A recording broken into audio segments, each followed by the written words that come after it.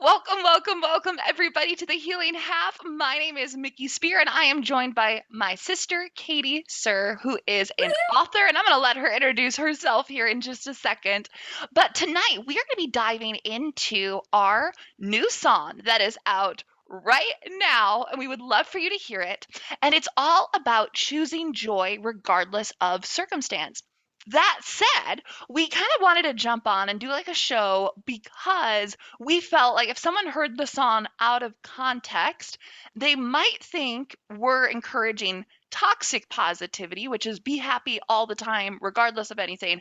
And so we really thought, you know what? What is the difference between joy and toxic positivity, and how does that work? And so we were like, you know what, we're releasing a song, let's talk about this really valuable topic, because when we are going through grief, this is so relevant and important. So that's what's on our radar for tonight, everyone. We are so grateful you are here. Really quickly, if you don't mind, let us know that you are here in the comments. It really makes us, wherever that is for you, it helps us know that you are here. And as a reminder, you guys, we have a couple of shows left. As I look at my calendar in front of me, we've got one, two, three, 4 shows, you guys, 4 shows left of the year. And then after that point, it is transitioning to a podcast. So mark your calendars. The next 4 are going to be powerful. I cannot wait for you to do that. And then the last one that we are doing is going to be kind of this big finale where it's going to be a Christmas special. And if you can't watch it live, that's okay. And it's going to be all about grace and space for the holidays and really finding time to set aside for our loved ones. So I hope you join me all weeks, of course, but especially on Tuesday, the 21st of December, to make sure that we can really set aside time and really make healing a priority this season, so that way our other holiday interactions are perhaps more grounded and more meaningful. So, without further ado, let my sister Katie introduce herself and a little bit on why this topic is important to her. Hello. Thank you for having me, Mickey. And welcome, everybody. My name is Katie Sir. I struggle at coming up with I am a talk show host. I am a this, I am a that, because I feel like we're all so multifaceted. So, but I am a dating coach. I wrote a book. Woo woo. And I've gone through a lot, as many of us have, with big T traumas, little T traumas. And so my mom passed away when I was 10, almost 11. And life's been a doozy since then. We had some kind of really challenging seasons with new family members joining in, and challenging seasons with volleyball situations and all the trauma that is high level sports. And then I've had a lot of health issues and had to overcome that for a really, really good long chunk. And so there really has been a lot of seasons that were extremely challenging. And so I've just gained a ton of perspective of how to choose joy in those and not just be completely tossed in the waves of the heaviness of life.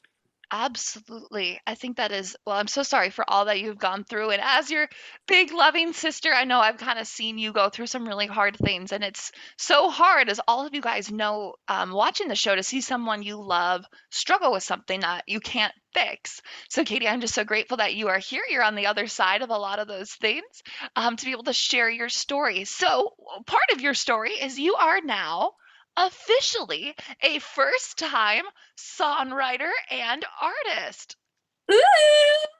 So, if you guys know, I am a musician. I put out new music fairly often. I'd like to say relatively often. And I had this really good idea.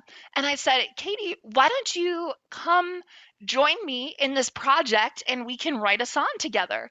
And Katie at first was like, I know, like, I've always kind of wanted to, but this is really scary. So, Katie, do you mind just kind of walking the audience through on what it was like to kind of be part of the songwriting and production process? Totally. And I do feel like part of it too, Mickey, was I kept being like, Mickey, you should write a song about this. You should write a song about this. You should write about a song about this. And you're like, Katie, there's nothing stopping you from also participating in I love it. I'm actually going to share our little album cover too, so folks can see it while you're talking. So writing a song is so hard.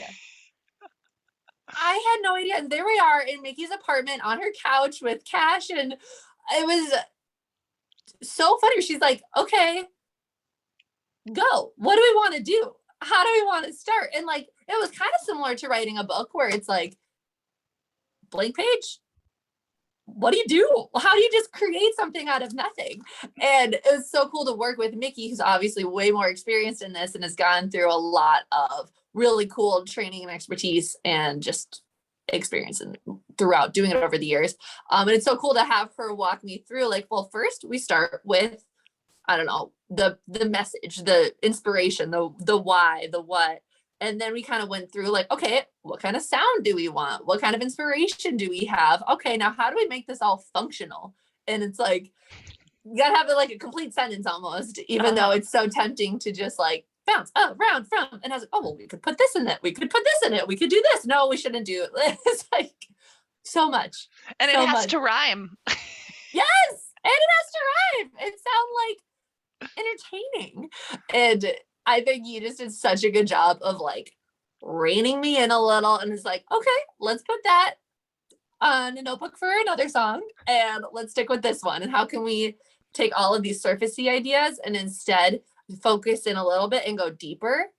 And the interesting thing too was how to take each verse and make sure it connects back so that it's not just like a random thing that doesn't make sense. So they're all kind of funneling into the central focus. Oh, I love it. And one of the things, you guys, that Katie said, because again, I kind of wanted Katie to take the lead on this, and I could just kind of be like the little elf in the background because I wanted it to kind of be her song and her story.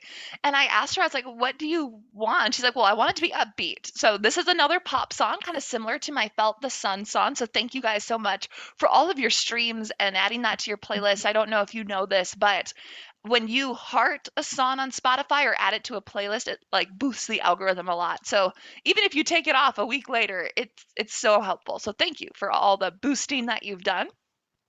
But the second thing that Katie wanted is she's like, I want to write a song that's like encouraging people. And I right away, I think I even paused and I was like, man, like it's 2020. The world is on fire. Is it bad to write a song that is a little like I don't know. I almost felt like so much pessimistic viewpoints were out there that if we put like a I'm going to choose joy thing that people would be like, you are dismissing the 500,000 people who died and like all this stuff. And then that's what Katie kind of told me. And she told me in that moment, she's like, that's exactly why we have to write the song is because it's 2020 and because people need to understand that in like despite hard circumstances there can be joy and you have to choose joy to some level. And so that's what we pushed through. And I was like, okay, some people might hate it, but this is a good message. It's a biblical message. We're going to be referencing this book a lot it's the Book of Joy written by the Dalai Lama and Archbishop Desmond Tutu. We're going to be referencing a lot. So a lot of these ideas it's not like me and Katie are pulling this out of thin air. These are like well established, very deep doctrinal ideas, but still, when put into practice, it can seem like a slap in the face. So that's why we wanted to talk about joy versus toxic positivity today. But before we do, let's give you a quick snippet of the song that you can get a little bit of just the very beginning of it. And again, if you guys don't mind, please, please, please share it. Please hit that heart button, add it to a playlist on Spotify, or if you want to buy the song, you absolutely can too. We just are really excited. So you get to see me and Katie's reactions as we get to hear it. All right, you ready, Katie? Let's do it, baby.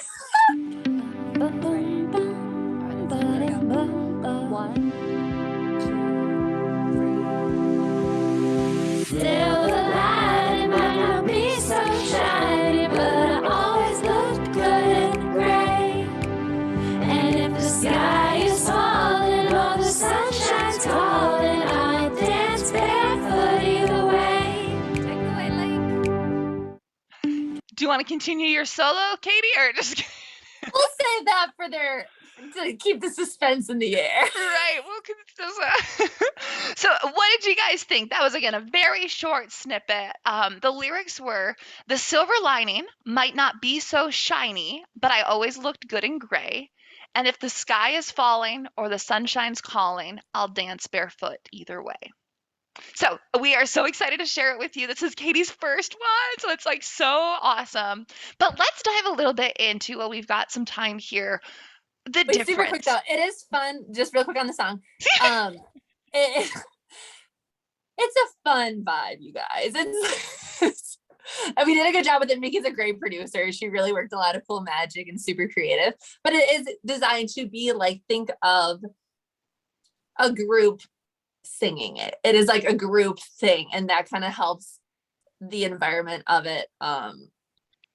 Do you have any 2 cents on that, Mickey? Just to kind of Yeah, it's a give fun some song. imagery to it. So we're I can share the lyrics if you want me to, Linky. But we're gonna be diving into maybe like more of like a heavier topic about joy and stuff. But like at its face value, the song is fun, and we're hoping that people can play it when they need to be encouraged in their journey to choose joy. We just want it to be fun and encouraging and uplifting.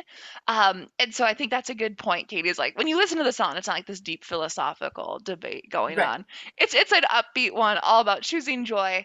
And on the show is when we're gonna dive deeper into Yes. into that too. So I Cool. So think back to you. All back right. to you. So when you guys, all of us on this call, whether you have had a serious loss or anything else, there's, as we've talked about on the show before, there are so many traumatic things that happen in one's life, and it all requires healing, and it's all hard. As I talked about in the very first episode of the show, focusing on someone else's broken leg isn't going to make your broken arm feel any better or heal any faster. So all of us, every single person walking this earth has gone through hardships, and they've gone through tough times. And here's the tough pill to swallow is there's going to be more hard times. There's not like ever just a place you get to where it's like, okay, life is now smooth sailing until my last day.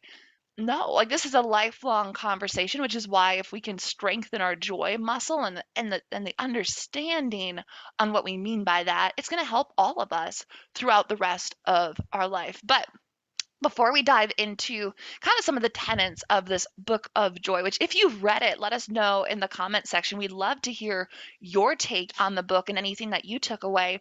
The first question that I kind of want to ask Katie, because again, you've been through so much, Link. You've been through the health, you've been through the parent loss. There's just like a lot you have gone through, as you kind of mentioned. Can you talk a little bit about the first step, which is actually choosing to have a mindset where you want to have some joy in your life? Oh, absolutely. It's funny how intentionality is a word that can be so overused, of course, but being truly intentional and recognizing I have to choose to want to choose to make this choice is it really is a choice. Every day we have lots of choices on the table, and some of them we don't even realize we are choosing because we've ingrained them into our muscle memory. And we have to be intentional and really, really direct about this is something I want. And then as we do it enough, it can, repave those brain paths, and that then becomes your default. And we can talk more about that maybe. But quick little note recently. So I've had this long health journey. I love like funky hippie stuff and alternative medicine stuff and just all that, because it's just was the only thing that started to work for me. And I did a consult with this hypnosis lady, super funky. She was really cool. She was awesome. She's like, okay, but how so the change I was wanting was like, I just get so overwhelmed. I get anxious and high emotions. And so like, how do I do get tossed in these waves sometimes. How can I, really start to focus on it? And she said, okay, but how committed are you to this? Because I only work with people that are an 8 or higher. And I was like, Oh, I don't think I'm at an 8 yet. It's like sometimes when I'm whining, I'm at an 8. I'm like, oh, I just wish I was better at that. But I'm not really choosing that yet. And so I have to get to the point inside of me to feel like, am I ready to choose this? And once I am, then progress always follows. Wow, that's really cool that she said that. I love that phrase, and it reminds me of a story.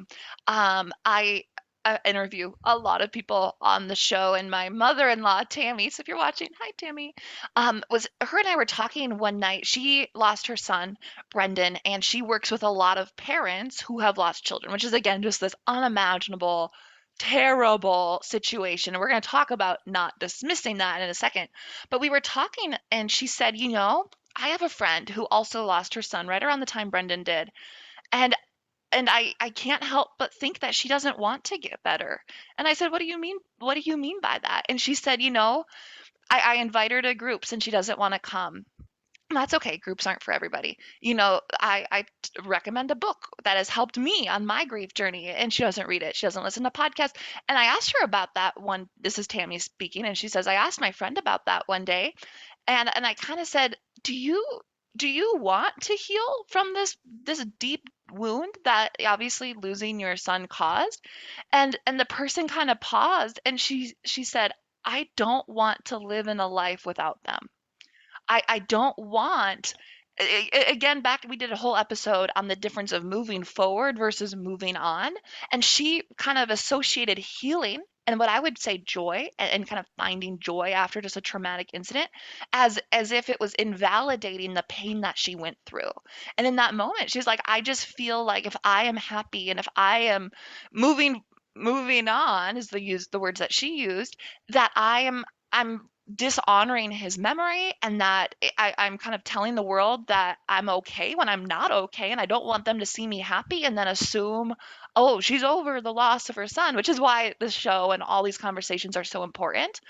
And the nice thing is, Tammy was able to have a conversation with her, again, using her own story about how the difference between moving forward, choosing joy, you're still grieving, you still miss your child, but there is joy to be had. And that does not mean that you are forgetting about the love and the pain and all that stuff.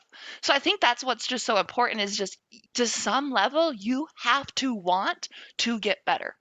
It's a tough thing. We talked about it on the addiction show when my aunt came on. We talked about it on so many things. Like there is an internal choice to want. And at first people might not be there.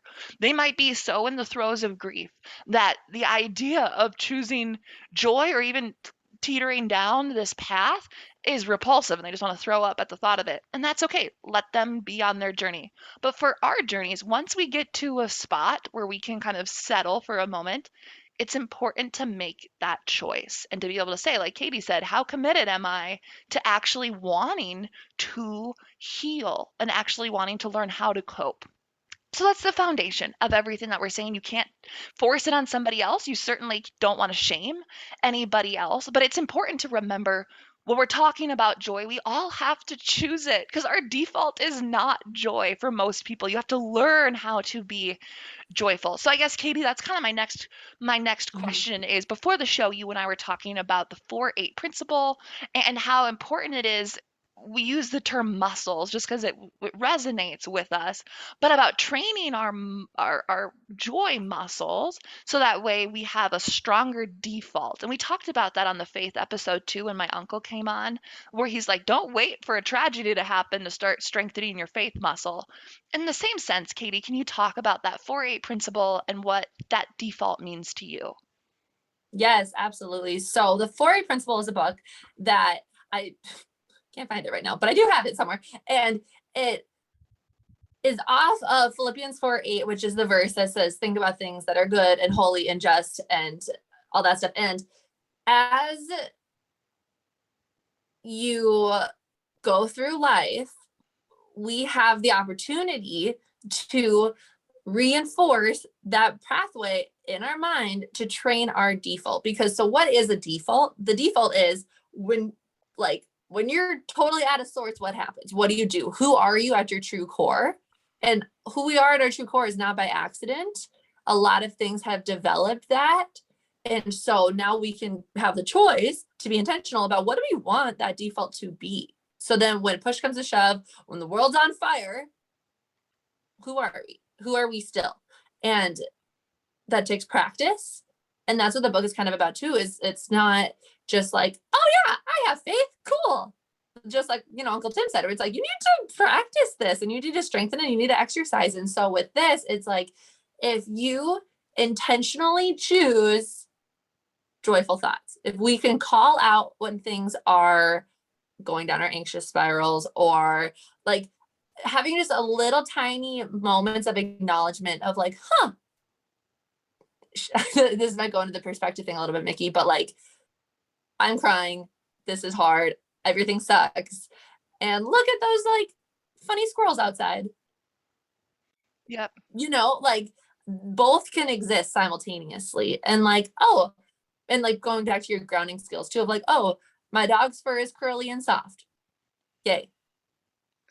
And starting to pull, like kind of dry yourself out a little bit to still acknowledge those positive things. So then as we develop that skill, that can come out naturally of like, yes, this is really, really hard. And I still have a deep love for people. And I express that unconditionally for like in retail. I'll just share this real quick.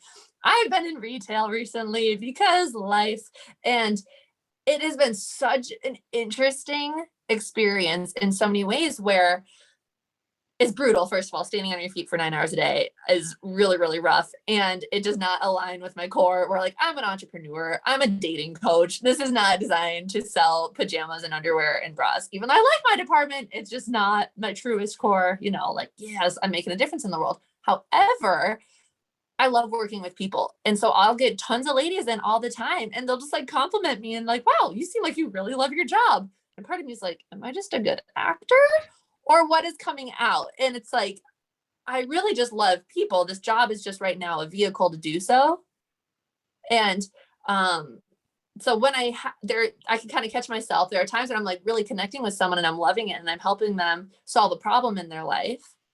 And that's all genuine and authentic. And then there are other times where I'm like a complete robot and it's just coming out just like automatic, whatever, of like, sure, now you can swipe your card and this and that. And it's just funny. Sorry, I'm talking a lot, but it is funny to recognize the difference even in an environment like that, where at what point am I faking the pleasant smile and just like in my own little world? And at different points, I'm truly genuine there, but the way I behave is very similar, but my intention behind it fluctuates. Sure. So to clarify, you're saying that because you've trained your default to a spot where you kind of love people regardless, even if you're not feeling on your A game and you're kind of having a tough day, it still is coming out to them that you still love and you still care about people, even if you're not 100% there. Yes. Good Okay. conclusion with that. That's good. No, that's so good, and I love that. What I love about this show, and which is why we're turning it into a podcast, is because so many of these principles all tied together. We've already talked about strengthening your faith muscle, your default muscle. We've talked about moving forward versus moving on, and then the one that Katie just highlighted that I want to dive into a little bit too, is the principle. I'm not sure how to say this. The principle of making sure that when life throws something hard your way, you can still insert gratitude, you can still insert positive perspective without toxic positivity, which dismisses the hard things that you're going through. And I think that principle, which David George Brooke, who's a good mentor friend of mine, came onto my show, talked all about gratitude and dove deeper. So reference that episode first if you want to learn more. But what I loved about what Katie said is it's not, I'm not crying and I need to stop crying and focus on the joy. It's, I'm crying, I'm having a hard day, and there's a really cute squirrel outside. And and I'm grateful for my dog's curly hair, and I'm allowing myself to be present. And that's what I think is so important, is the distinction between toxic positivity versus joy. Joy is internal. It is, I believe, a very biblical thing. It is independent of circumstance. Joy is inner contentment that recognizes that I can be, this is what the Apostle Paul says a lot, I can be content in any circumstance, even if I'm in jail. And this is, of course, the tenet of this whole book, where both of these men have been persecuted dramatically. And what I think is so important is understanding that they are not saying dismiss your feelings, ignore the troubles of the world. They're saying in addition to the troubles of the world, there is space for gratitude and there is space for joy. And so I think let's transition a little bit to that, because I want to end on some of these really good tenets that I have personally loved incorporating into my life. So Katie, on that note, what do you think toxic positivity looks like in comparison with joy? Mhm. Sorry, I I would said say joy really weird there. Joy. joy. Joy. I would say we can look at Instagram. We can look at different things. And not all Instagram is bad. And not all of the highlight reel is inauthentic. I will personally say that. It's not all inauthentic, but it's not that we're sharing the whole story. But a lot of people use that as a vehicle to say, yeah, look, I'm good. It's fine. I'm all fine. I'm going to be okay. Like, everything's fine. Everything's great. Sunshine and rainbows. And even I'll have coworkers too that are like, yeah, I'm really struggling. That was super overwhelming, but it's okay. And I was like, whoa, what just happened there? Like, that's just kind of like forcing, it's okay. It's fine. I'm smiling. And it it's just like becomes a little bit of a hot mess because you're lying to yourself, you're lying to those around you, and you're not honoring your feelings. Whereas the difference with choosing joy is not just being, it's okay, I'll be fine, but really being like, I know I'll be okay. And I might not know that with a super like smiley face right now, but I do know that. And that gives me peace. And that gives me hope. And that gives me the ability to choose joy. Is just saying, yep, this is a season. Like we were talking about, our friend Brittany Blue says this, no feeling is final. And I know that's from somewhere else too, but it's really hard to accept that, especially when you're in the depth of, like you're talking about Tammy and her friend and stuff. It's like, you can't tell them this grief is not final, because to them it is. This is it. This is the absolute world crumbling, which is valid. But fortunately, the way that the world works is the sun still comes up. The sun will come up tomorrow. It really is. And it's an interesting thing I'm toying with right now with, like, time seems finite, but it's also a little bit of a renewable resource where it will continue going on and it will continue to do that. So how do we work with that? Sorry, I'm kind of bouncing around a little bit, but I think you're picking up what I'm putting down with it. There's a difference. There's a difference of, I'm fine versus I have true confidence in whatever my source of confidence is rooted in, that I will be okay. And that I know things will end up working out. And I'm also confident in my ability that I've trained to figure it out. I love that. It's leaning on your foundation. And that includes, hopefully, for all of us, some trust, some hope, some faith. And it's almost the visual that's coming to my mind is like resting. You might be crying on your bed, and that's okay, because we don't want to dismiss that. But the bed that you're crying on is your foundation of hope. It's your foundation of trust. It's your foundation of gratitude, and recognizing that, like, I'm not sinking beyond that point. I am on this foundation, and it's hard right now, but I am not, God or whoever you want to, is not allowing me to go to a point that is irreturnable. And I love that. So, and I think that when I think of toxic positivity, and I'm speaking to myself because I did that for, again, my part of my testimony, which if you've heard the show before, is I spent the better part of a decade after our mom died, pretending I was fine. And I would say that was probably all toxic positivity, where like the second something came up, I would pivot instead of just addressing it head on. And the second I would cry, I would hide from the world, shame myself and be mad at myself and say, pick it up. Like, it's almost like a abusive coach in a sense, is like that secret voice behind toxic positivity, which is kind of like, stop crying. You're going to be okay. Like, knock it off. And it's fake. And I think that's the thing where it's saying, like, push past what you're seeing and what you're actually experiencing, ignore healing, ignore any potential growth that can come from healing, and instead put on a good mask.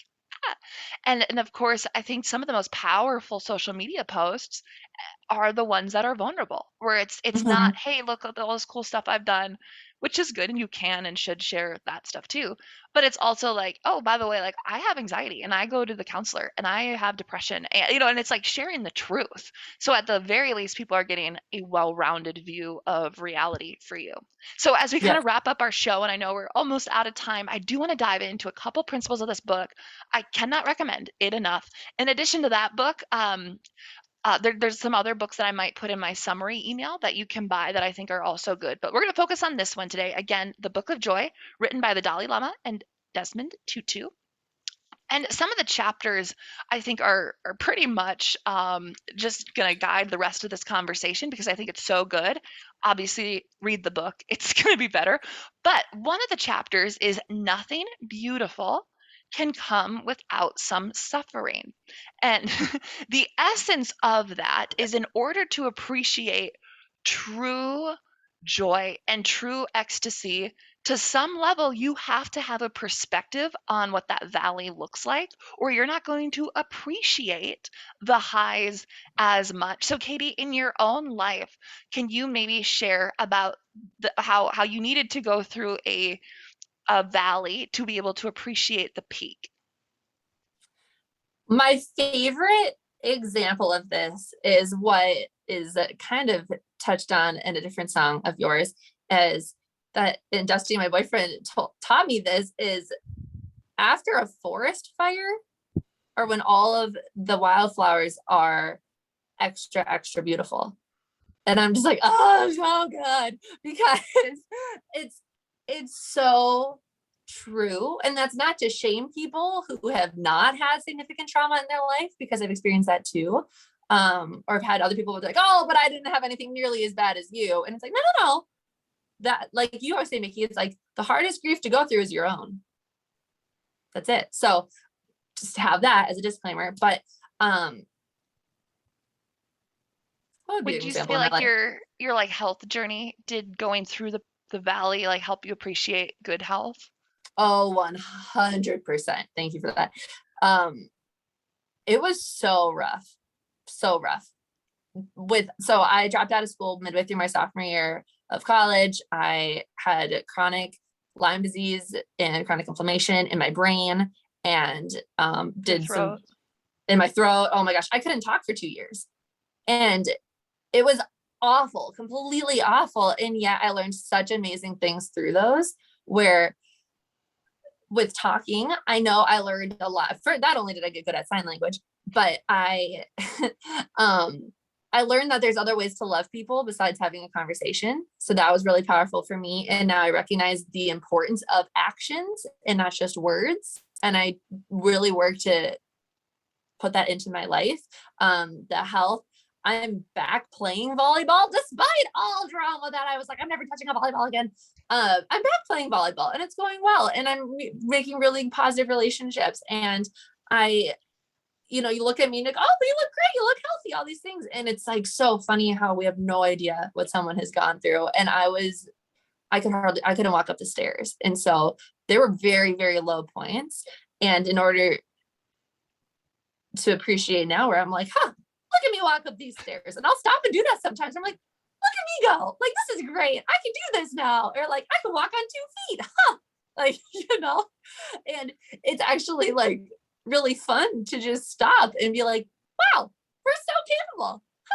Oh, You I know? love that. I love Uh, that so much. And I think that's a good thing for us all to take away is maybe if you're in a really dark season, one, again, silver lining that again, we're not saying dismisses the pain, but that you can put in your foundation that you can rest on is saying, this is going to make me really appreciate the high one day.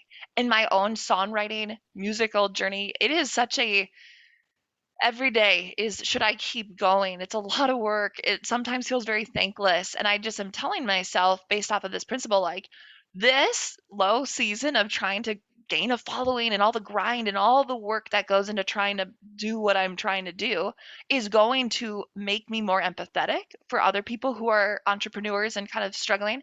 And one day when I do get a hit song on the radio and I'm going to reference back to this exact podcast, I'm going to appreciate it that much more because it was not handed to me. And I just have to Yep. remind myself in like the should I give up moments that that's going to happen. So I think that's a good thing for us all to kind of try and focus on is like this is going to bear fruit one day. It just really sucks in the moment. So another thing that is in this book is there are 8 pillars of joy that I think you should read the book and just dive into. But what they're saying is that if you hone in on these 8 pillars, your foundation, again, that you kind of rest on, that you kind of default back to, that you can hopefully build up some of those muscles, is going to allow you to be more joyful. So it's perspective, humility, humor, acceptance, forgiveness, gratitude, compassion, and generosity. And they basically say all 8 of those in conjunction with each other can really help you be more joyful. And I know in my own life, there's a couple that are jumping out that I'm like, oh, I need to work on that a little bit. So we're just going to dive into a couple. Actually, we're just going to pick one really quickly because we are running out of time here. So, Katie, let's talk about perspective. You've kind of shed a little bit of light on that. We already talked about the peaks and the valleys, but how has having perspective, if you could just summarize it real quick, how has that allowed for you to be joyful? Yeah, I think as our final thing would just be recognizing it's like it's not that you want to be like, oh yeah, but when you stand under the stars and you stand on a mountain and you recognize how small you are, it's like sometimes that's helpful, sometimes that's not. So that's can be a tool of perspective there, is recognizing like, there is so much more here and I get the opportunity to be a participant of it, which is really helpful. And then I think perspective also in a sense of not being scared of other people, kind of helping to reduce anxiety in a way of like, everyone's got their own stuff. Everyone, think of everyone in their underwear kind of thing, is everyone's got their own thing. So I don't need to be scared of them or dismissing them because they've got their own stuff too. And so that can go into compassion and gratitude as well, and recognizing like they are no more or less than I am too. So that's a helpful perspective. I don't So have just to different fake it tools. for them. Exactly. Yeah, I don't have to fake it. What I don't owe them anything. I think that's good. That's really good perspective. And we are right up on our time. So I'm gonna let you go. What do you think, Mick? Okay. Yeah. Katie, I think you actually have a call coming up. So I'm gonna I let do. you bounce. You bounce. I'll wrap up the show. Bye, Link. Okay. Love you so much. Love you guys. Bye. Wanted to respect your time here, you guys. But anyways, there's so much more that we could cover, but I really do appreciate you guys being here. I can't recommend this book enough. And as always, if you want, please go stream or download or buy our song Dance Barefoot Either Way by Mickey Spear and Katie Sir. And I will see you guys next week. Thanks so much. Bye.